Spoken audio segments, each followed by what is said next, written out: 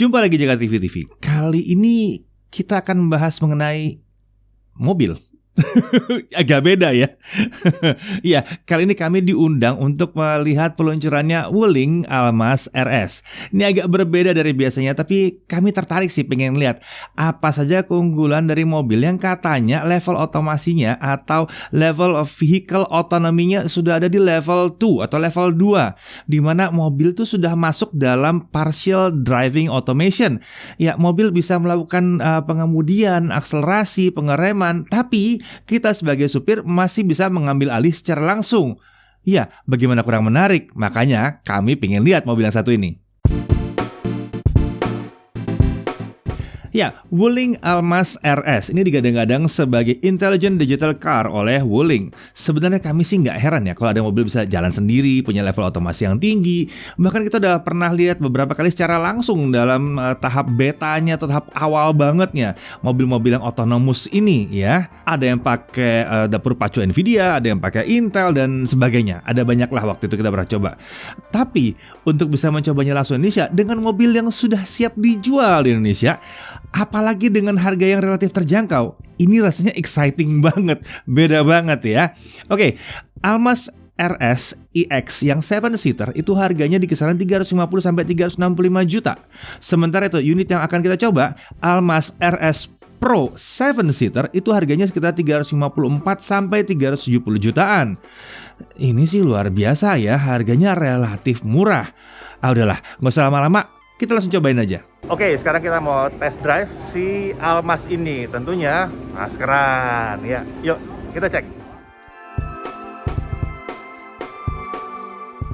Oke, kalau buka pintu ya nggak usah pakai ini ya, nggak usah pakai kunci, nggak usah pakai remote spesial, bukannya pakai handphone aja. Tuh, lihat mobilnya kedip-kedip, kunci lagi, kita buka lagi gitu. Ini juga bisa untuk buka pintu belakang sih sebetulnya, cuman emang pintu belakangnya cuma buka kuncinya aja gitu. Ini saya tutup lagi, batak terbuka. Kemudian kalau mau misalnya buka jendela mobil, nah bisa tuh, saya tutup lagi. Kalau kurang jelas saya deketin biar lebih jelas. Saya buka jendela mobil. Nah, kebuka semua ya. Jadi kalau takut panas gitu mungkin ya, buka aja dulu sebelum mulai ya, sebelum jalan. Gitu. Lalu di sini juga ada pengaturan suhu di sini. Kita bisa hidupkan mesin mobil dari sini juga ya. Coba kita hidupin. Nah, nyala mobilnya. Dan ini kita bisa, kalau didengerin kita bisa dengar AC-nya nyala. Cetrek gitu ya. Kalau mobil tinggal lama, kita juga bisa ada jadwal nyala AC. Kita bisa set mau jam berapa, tanggal berapa nyala, dan itu rata-rata nyala selama 10 menit. Jadi supaya mobilnya nggak panas terus, biar nggak rusak interiornya ya. Atau bisa setting jadwalnya. Untuk navigasi kita bisa preset juga, kita mau kemana gitu. Misalnya kita mau ubah tujuan, ini karena udah ada tujuannya ya. Dari tujuannya misalnya mau ke restoran, coba cari restoran. Misalnya kita mau ke restoran entah di mana nih, restoran Taman Sari, coba bawa saya ke restoran Taman Sari. Oh, di situ di Tangerang gitu. Oke, kita samakan sebagai tujuan. Nah, bisa navigasi jadinya udah.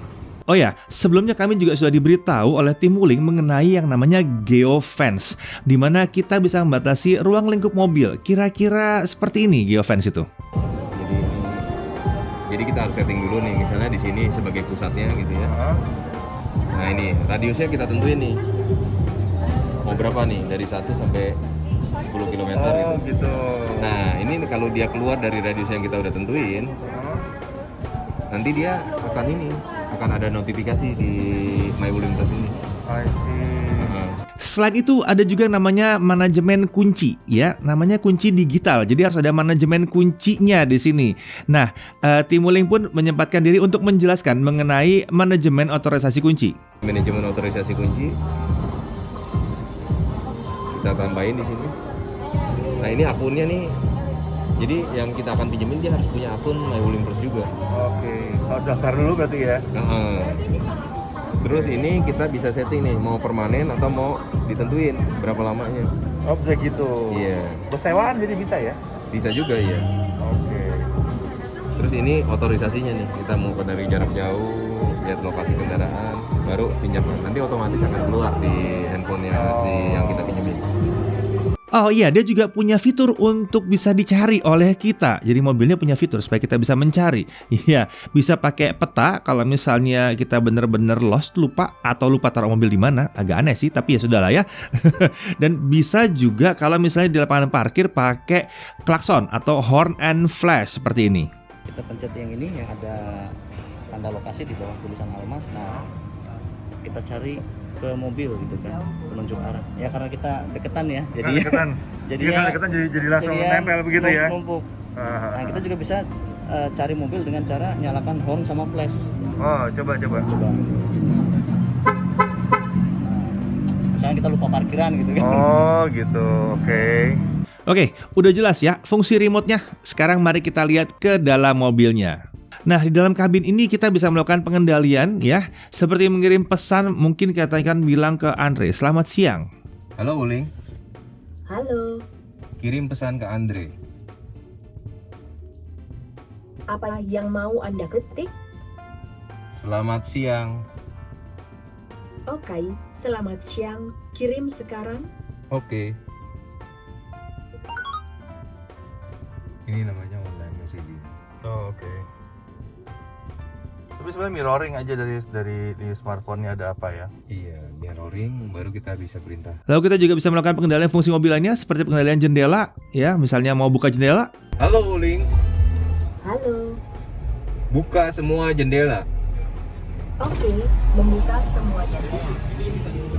Oh, otomatis belakang dibuka juga. Iya. Ya, ini juga langsung kebuka. Terus juga kita bisa perintah satu-satu. Oh, oke. Halo Wuling, Halo. tutup jendela kiri depan. Oke, menutup jendela kiri depan. Bisa juga kita mau suruh tutup semua jendela. Bisa. Halo Wuling, Halo. tutup semua jendela. Oke, menutup semua jendela. Oke. Dan dia juga punya mode yang menggabungkan beberapa fungsi sekaligus. Jadi misalnya kalau hujan kita mau ngidupin wiper dan tutup jendela, jadi ada mode hujan. Halo Wuling, Halo. mode hujan. Oke, atur ke mode hujan.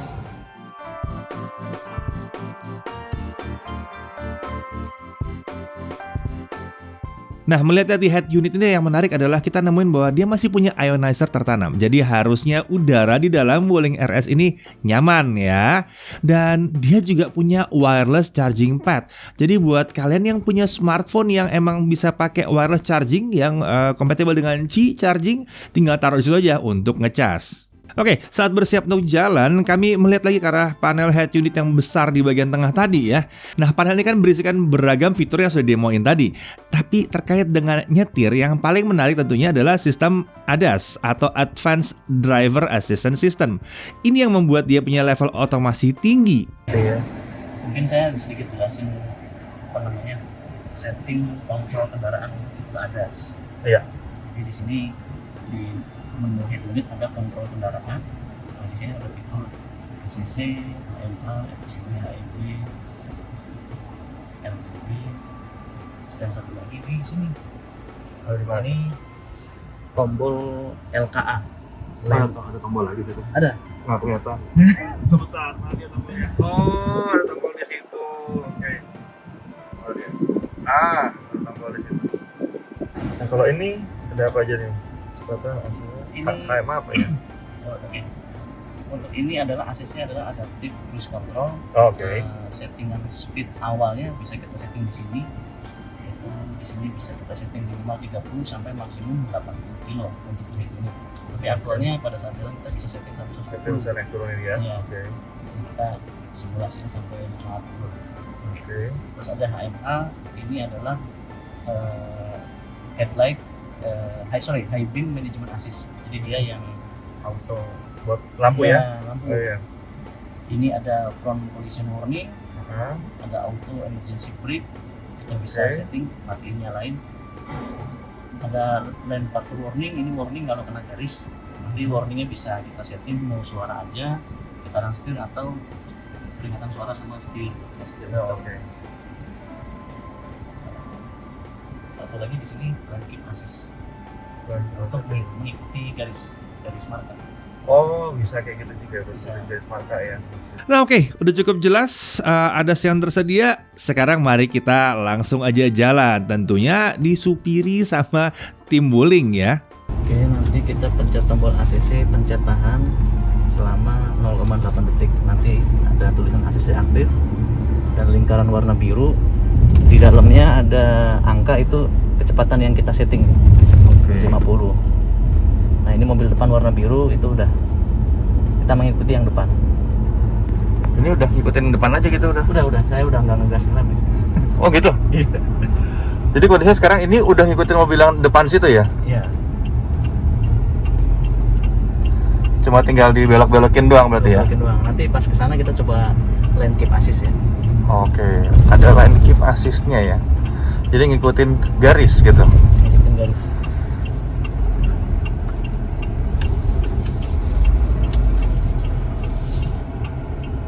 Ini tadi saya rem itunya apa non aktif tapi mode standby. Jadi Oh. nyalain tinggal kita pencet rest plus saja itu udah nyala kembali. Tombol LKA saya pencet. Nah nanti ada yang garis hijau. Nah, itu artinya udah aktif. Nah saya udah nggak Saya ngegas lihat, nggak ngerem. saya lihat. Ini nggak ngegas, nggak ngerem, nggak dipegangin juga. Dia ngikutin garis nih jalannya. Iya ya, biasanya gitu ya. Sampai setirnya juga udah ngikutin garis aja ya. Padahal kan jalannya ini agak melengkung nih sebetulnya nih. Belok. Nah, cuman kalau udah agak lama dia ada peringatan silakan genggam. Oh gitu. Iya. Tolong jangan iseng gitu ya. Saya bantuin kamu, tapi kamu juga harus pegangin saya gitu. Oke. Menarik. Jadi bisa gitu ya. Yang biasa ngelepas tangan ini ya jadinya. Nah, dia udah sensor samping juga. Oh iya. Ngomong juga dia.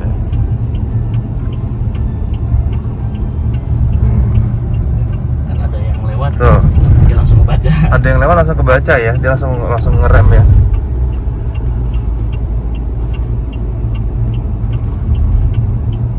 Padahal itu mobil lain ya, bukan mobil setelan. Mobil lain. Pokoknya Mobil nggak sengaja lewat itu sebetulnya. selama di depan kita sih kayak lagi di tol gitu terus ada yang motong gitu ya, yang di depan kita yang kebaca. Terus dia makanya dia langsung tiba-tiba ngerem gitu. Oke. Nah di sini kita coba traffic jam assist ya, TJA. Traffic jam assist. Oke. Kita udah tinggal Yang paling malas dari Iya, traffic jam. Oke, ini berhenti. Terus berarti di bawah nggak ngegas tuh, nggak nginjek ya, ngegas. nggak nginjek. Nggak Ini nginjek ada sama perintah sekali. suruh injak pedal gas sedikit. Oh, disuruh nginjek. Oh, dia kasih tahu gitu ya. Kalau di bawah 4 detik dia langsung jalan. Kalau di atas 4 detik dia harus injak pedal gas atau pencet rest. Nah ini di bawah 4 detik nih langsung maju. Oh, gitu. Jadi ngikutin yang depan aja ya. Iya. Nah, mana hati-hati nih kalau pas belok. Karena di depannya nggak ada target gitu kan. Iya. Bakal- Lepas. Bakal ngejar speed yang kita setting. Oh, oke.